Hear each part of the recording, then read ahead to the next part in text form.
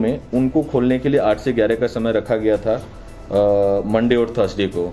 अब से जो आईटी रिपेयर की शॉप्स भी होंगी वो भी सुबह 8 से 11 मंडे और थर्सडे को हफ्ते में 2 दिन खुलेंगी। इसके अलावा सुबह 8 बजे से 2 बजे तक auto, truck, tractor repair, welding shop और एग्रीकल्चरल इम्प्लीमेंट रिपेयर शॉप्स भी खुलेंगी। आपको पता होगा कि पहले से ही हमने फार्मिंग के लिए जो एग्रीकल्चरल इम्प्लीमेंट्स की शॉप्स थी खोल दी थी हमने, उनके लिए रिपेयर के लिए भी कुछ शॉप्स खोली थी। लेकिन अब पूरे ज़िले में ये जो जितनी भी मैंने मेंशन किए हैं दुकानें, इस प्रकार की जो दुकानें हैं ये खोली जाएंगी। इसके अलावा जो आम तौर पे लोगों की जो मूवमेंट है आम पब्लिक की, वो 8 से 11 ही रखी गई है और लोग निकटतम दुकानों पे ही जाके सर्विसेज लें, ऐसा आदेश किया जा रहा है। इसके अलावा जो हमारे एटीएम्स हैं, बैंक्स हैं, वो उसी हिसाब से खुलेंगे। फार्मिंग का जो ऑपरेशन है वो उसी हिसाब से चलेगा जिस प्रकार से हमने पहले आदेश निकाला था। लेकिन जो फार्मिंग ऑपरेशंस है, बहुत जगहों से हमें खबर आई थी कि बहुत सारे लोग जो हैं हमारे कांगड़ा के निचले हिस्से में रहते हैं और उनके जो खेत वगैरह हैं कहीं होली या चंबा में हैं, या चंबा के बहुत सारे लोग हैं जिनके खेत इधर हैं।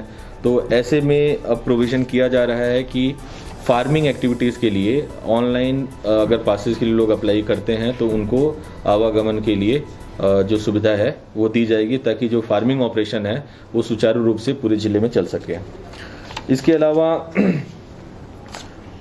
और भी कुछ जो चीज़ें ओपन होने जा रही हैं, उसमें जैसे इंश्योरेंस कंपनीज़ हैं, ये अपना दफ्तर अब खोल सकते हैं। जो ब्रिक किल्न्स हैं ये काम कर सकते हैं। इसके अलावा जो हमारे माइनिंग के ऑपरेशंस हैं वो चालू रहेंगे। फिशिंग, एक्वाकल्चर की इंडस्ट्री को खोला जा रहा है। कोरियर सर्विसेज चालू हो जाएंगे और ई कॉमर्स में सिर्फ और सिर्फ pharmaceutical, baby products, food items और मेडिकल इक्विपमेंट्स अलाउड होगा। इसके अलावा मनरेगा के वर्क्स जो हैं इरिगेशन और वाटर कंजर्वेशन के लिए वो अलाउ किए जा रहे हैं। और इसके अलावा जो भी एमएचए की गाइडलाइन आई है जो कि आपके साथ अभी शेयर की जाएगी, उसमें जो परमिटेड एक्टिविटीज़ हैं वो साथ शुरू की जा रही हैं। लेकिन इसमें आपको मैं बताना चाहता हूं कि ये जितना भी ऑपरेशंस हम लोग खोल रहे हैं वो इन सीटू लेबर के साथ शुरू होगा, कैप्टिव लेबर के साथ। मतलब लेबर हम कहीं अन्य ज़िले से भी नहीं बुला सकते हैं, किसी अन्य राज्य से भी नहीं बुला सकते हैं। सारे के सारे जो लेबर हमारे पास उपलब्ध हैं उन्हीं के माध्यम से ये सारे कार्य सुनिश्चित किए जाएंगे।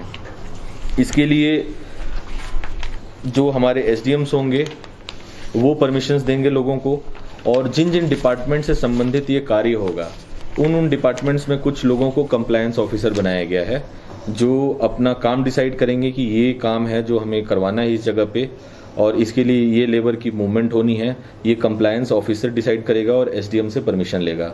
अब जैसे मान लीजिए कंस्ट्रक्शन एक्टिविटी है, PWD, IPH, electricity, HIMUDA, BSNL और एडीबी की, इसमें एक्सियंस को कंप्लायंस ऑफिसर बनाया गया है। वो डिसाइड करेंगे कौन से काम शुरू करने हैं, कहाँ कैसे करवाना है, और एसडीएम से परमिशन लेंगे।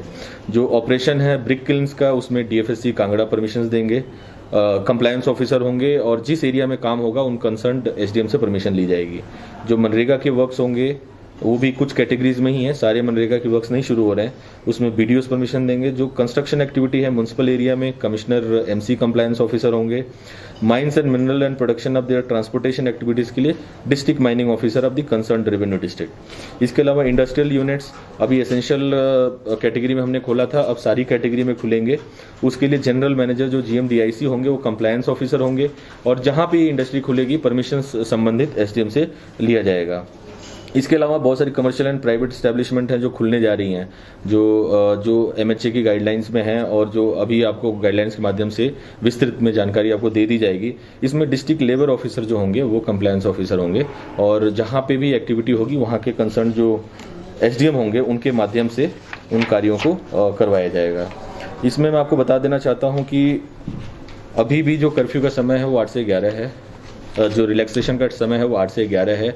इसके अलावा बिना किसी परमिशन के अगर लोग बाहर घूमते हुए दिखाई नज़र देते हैं और अगर उनके पास वैलिड परमिशन नहीं है तो उनके ऊपर वही कार्रवाई होगी जो अभी तक हम कर रहे थे। सोशल डिस्टेंसिंग के नॉर्म्स कहीं भी वायलेट ना हो, इसके लिए कंप्लायंस ऑफिसर जो होंगे वो रिस्पॉन्सिबल होंगे, और अगर कहीं भी वायलेशन हमें नज़र आती है तो फिर जो भी संबंधित लोग होंगे उनके खिलाफ हम कार्रवाई करेंगे।